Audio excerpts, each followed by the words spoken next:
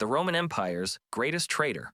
The late summer of 9 CE, 3 Roman legions marched into a forest. They never marched out.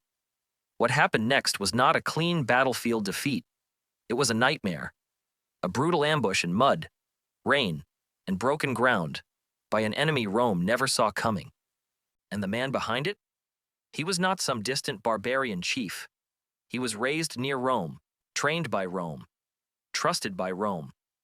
His name was Arminius, and his betrayal would change the future of Europe forever. To understand that betrayal, you have to understand the man himself. Arminius was born among the Cherusci, a Germanic tribe east of the Rhine. As a young man, he was taken into Rome's world. He learned Roman military discipline. He served in the Roman army, and by the time he returned to Germania, he knew exactly how Rome fought. To the Romans, Arminius looked like a success story, a Germanic prince who had embraced Roman power, a man who could help bring the lands beyond the Rhine under imperial control. That was the illusion. His Roman commander was Publius Quinctilius Varus, and Varus trusted him. That trust would destroy 3 legions. In AD 7, Varus was sent to Germania as Rome's senior commander and administrator. His mission was simple: bring the region under permanent Roman control, bring in Roman law, Roman taxes, Roman courts. The tribes east of the Rhine had no intention of surrendering their freedom. Resentment spread. Quietly, carefully, and Arminius saw his chance. He began building a secret alliance with other Germanic leaders. Men who had fought each other for generations now had a common enemy: Rome. But there was one person who tried to stop the disaster before it happened: Segestes, a Germanic noble, a rival of Arminius, and Arminius's own father-in-law.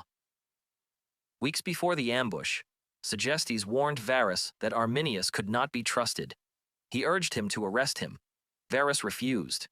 He trusted the man Rome had raised, and that mistake sealed his fate. In September of 9 CE, Varus received word of trouble in the north. Arminius suggested a route through the Teutoburg forest. It sounded reasonable. It was actually a trap. 3 Roman legions marched into difficult terrain: the 17th, the 18th, and the 19th, along with cavalry, auxiliaries, and a long supply column. The army was stretched thin. The forest broke apart their formation. Heavy rain turned the ground to mud. Visibility dropped. And Roman discipline, the great strength of the legions, could not save them in terrain like this. Arminius had already left the Roman camp. He claimed he was gathering allied troops. Instead, he was gathering warriors for war. Then the attack began. Javelins flew from the trees. War cries exploded in the rain. Roman soldiers fell before they could even form a line. And every time the legions tried to regroup, the attackers vanished back into the forest. The battle dragged on for days. The Romans were exhausted. They were trapped, and the enemy knew every inch of the land. By the end, Varus understood the truth. There would be no rescue, no escape, no recovery. He fell on his sword rather than be captured. Many of his officers followed him.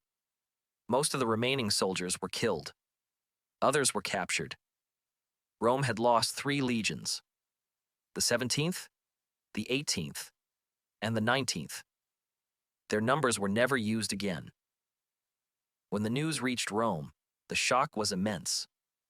According to ancient tradition, Augustus cried out, "Quintilius Varus, give me back my legions."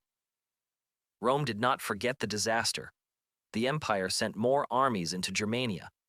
It won some victories. It recovered some lost standards. But the dream of permanently conquering lands east of the Rhine was over.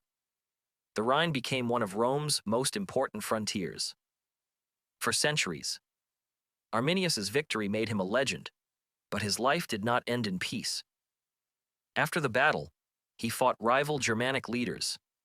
Even the alliance that had crushed Rome began to break apart. And in AD 21, Arminius was assassinated by members of his own family during a power struggle. The man who had defeated Rome was killed by his own people. But the damage was already done. Rome had learned a painful truth. Its power had limits.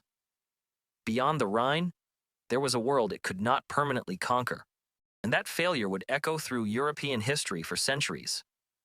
3 legions entered the forest, and they never marched out.